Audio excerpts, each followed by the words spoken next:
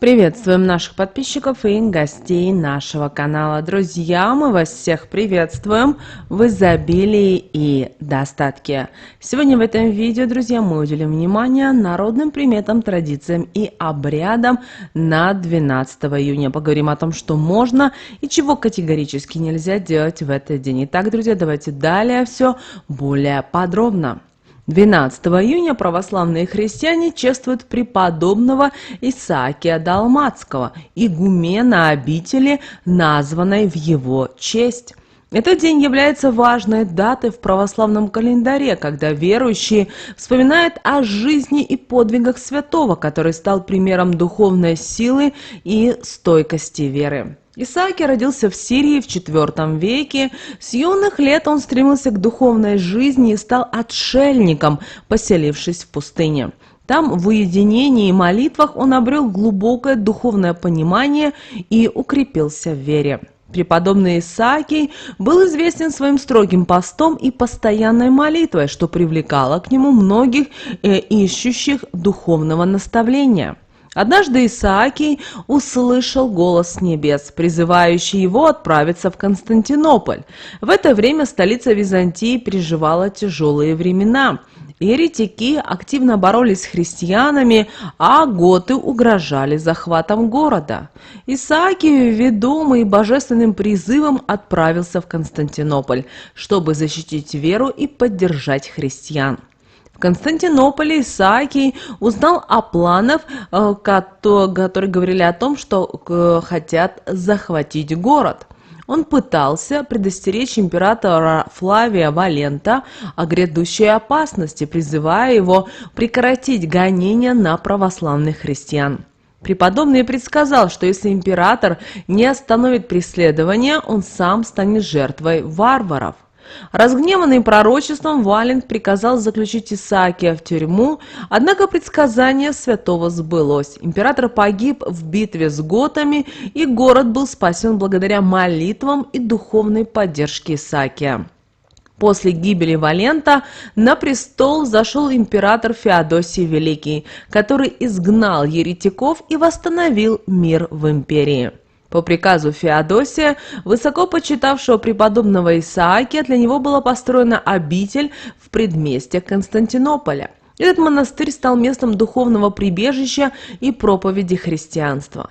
Исаакий стал игуменом новой обители, проповедуя христианские ценности и наставляя монахов в духовной жизни.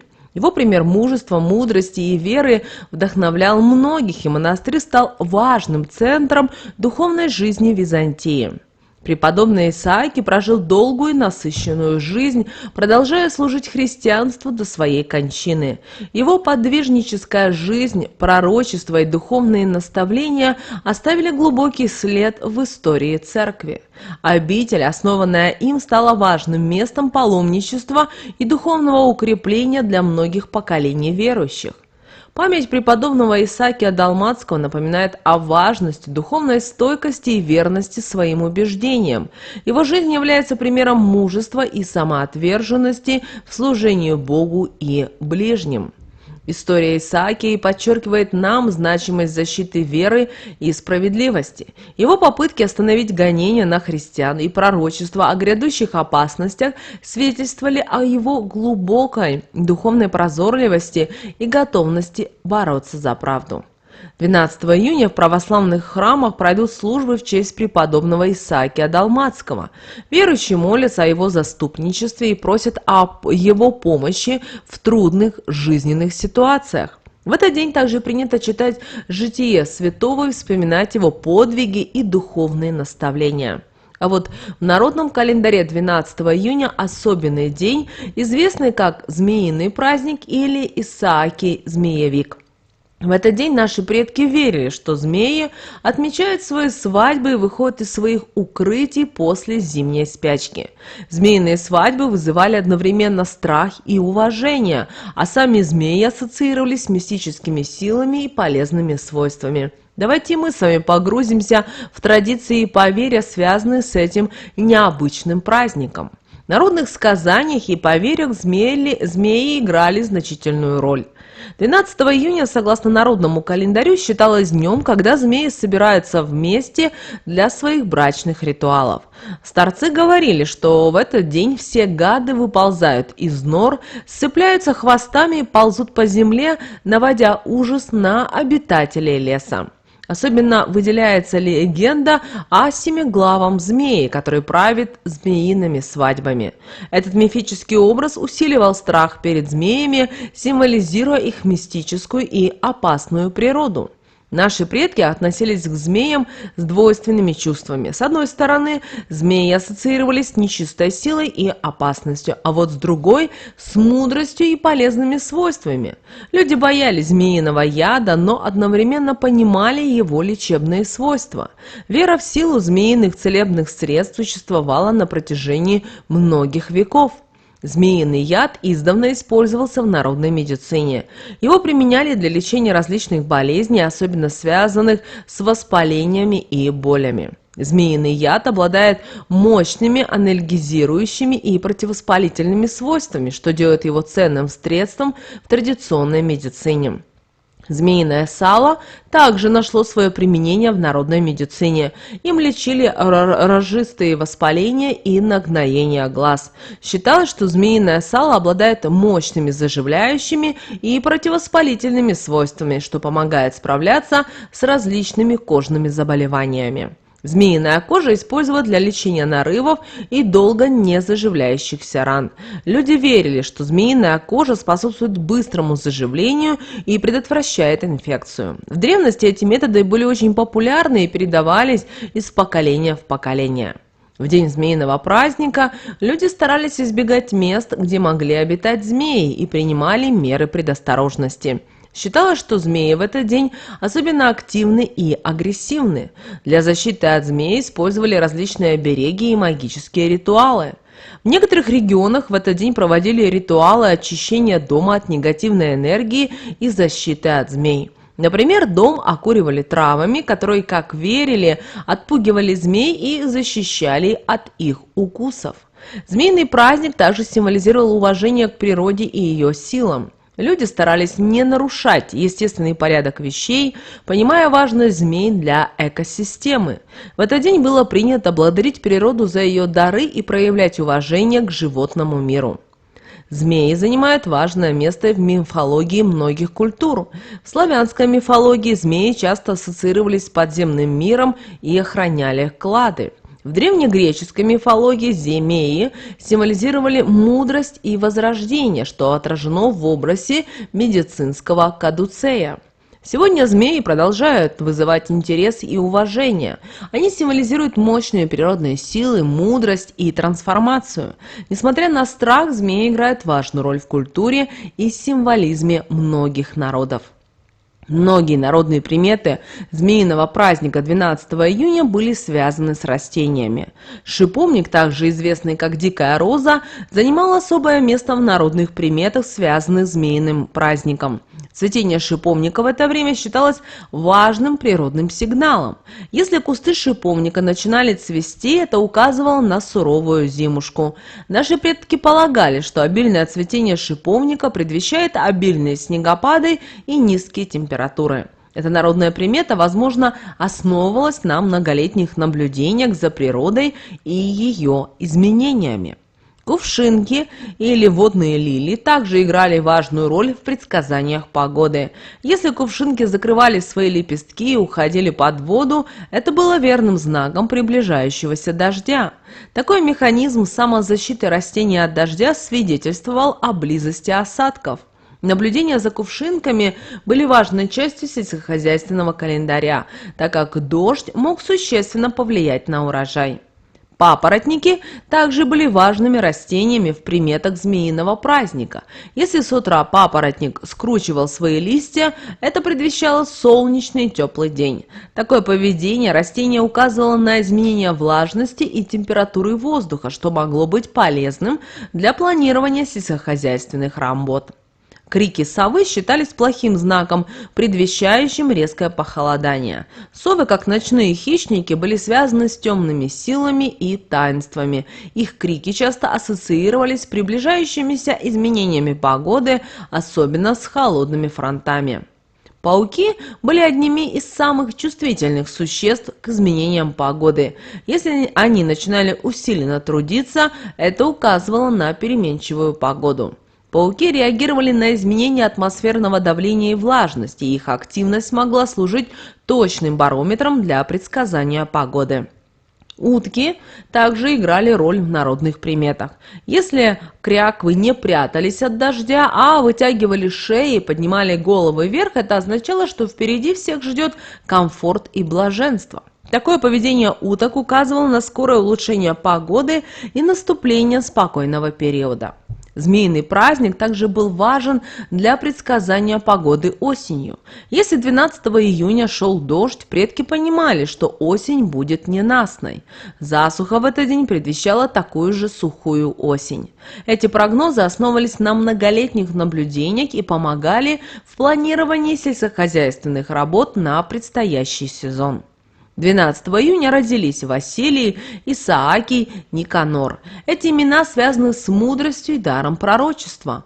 Люди, рожденные в этот день, часто наделены глубокими знаниями и интуицией, что позволяет им предсказывать будущие события. Их мудрость может приносить им страдания, так как предсказания часто связаны с негативными событиями. Однако они уживчивы, хорошо ладят с окружающими людьми и их любят семьи. Таким образом, змеиный праздник и связанные с ним приметы представляют собой уникальное сочетание народных наблюдений за природой и погодой, которые помогали нашим предкам лучше понимать окружающий мир и готовиться к грядущим сезонам.